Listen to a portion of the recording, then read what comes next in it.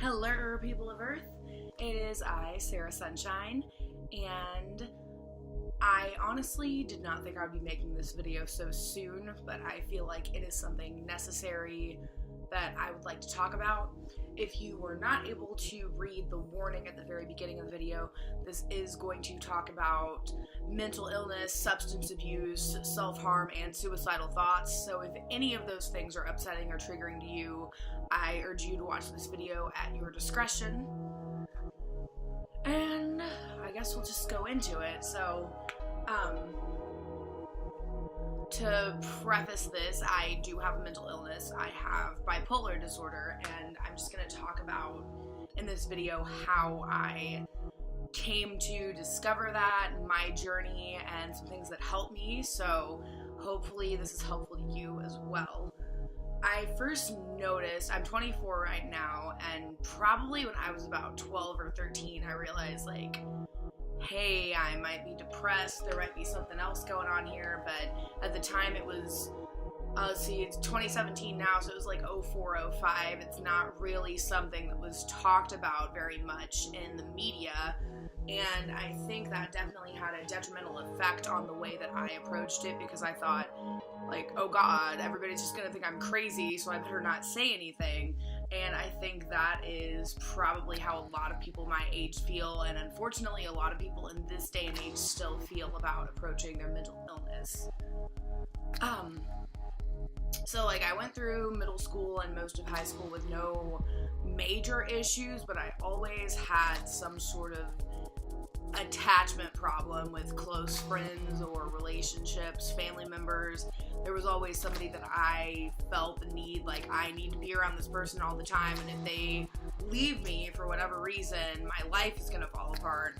That's always something that stuck with me. That is another sign of bipolar, which I didn't know at the time, so I just kind of assumed it was part of my personality. And I pretty much went through most of college the same way. Last year, about a year and a half ago, I met my best friend in the entire world, and he was actually on medication for depression and anxiety and had seen a therapist, so I thought to myself, like, hey, maybe this is something you might want to check out. So I did, and at the time I was diagnosed with anxiety and depression and medicated for those mental illnesses, but the symptoms didn't really stop. Like, I thought my medication was working for a while, maybe it was, but I still would go out and self-medicate. You know, I would drink a lot, like, more than any human should ever consume at one time. And it was just, you know, I just assumed, like, this is me, this is how I am, everything's okay. And it really was about like that, and I even, you know, have been in trouble with the law for things related to that, and I still was just like, oh, well, it's whatever. I didn't really handle the problem. And a couple months ago, after I graduated from college, you know, I was in between jobs. I was very depressed because I wasn't really doing anything, and I would just day drink all the time. I actually ended up in the hospital for that, and it was at that point that I saw another psychiatrist, and she was like, hey, I think you might have bipolar disorder. And I was like, yeah, that makes sense. So she told me about that. I got on some new medication, and honestly, I feel 5,000,000% better.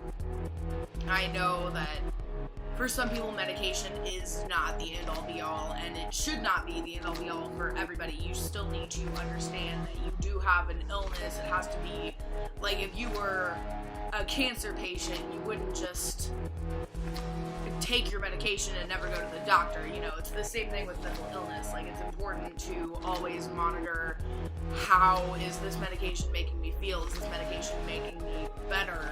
And if it's not, then it's time to talk to somebody and change that, because it's way better to, you know, have to mess around with your medication doses for a while than just be completely on your own, feeling like you're handling this all by yourself and never really feeling better. And that's honestly the message that I wanted to put across in this video. Like, I know medication is not for everyone. I know therapy is not for everyone, and I am in no way advocating, like, hey, this is what you need to do to get better, because I would be just as annoyed if somebody was telling me what path to go on. I do know that mental illnesses can masquerade themselves as something else. Like, I actually have mixed bipolar, also known as mood dysphoria, so I can actually be manic and depressed at the same time, it was really confusing when I just thought I had depression and anxiety, because it manifests in exactly the same way sometimes. So that was probably the most difficult part for me, was just like getting down to the diagnosis. But the whole reason I made this video, like, I have been depressed, I have been suicidal, there were countless times that I thought the world would be better off without me, and now I realize, that's not true. That was just my disease talking. And if there's anything I want you to gain from this video, it's that you are not alone, and you're not crazy. Like, you would not go to an AIDS or cancer event and say, oh, well, you're just being overdramatic. And it's the same exact thing with mental illness. That is what I want people to realize, and that's honestly one of my goals for this channel. So that's just a little foray into my journey with what I've been through. Hopefully this is helpful to some of you, and maybe you understand me a little bit better as a person. Maybe you understand what's going on with you a little better. And if anybody needs to talk, as always, all of my social media accounts will be in the description. You can contact me through any of those. I will get back to you. And that is it for this video. But thank you so much for watching, guys. I love you all, and you have a wonderful day.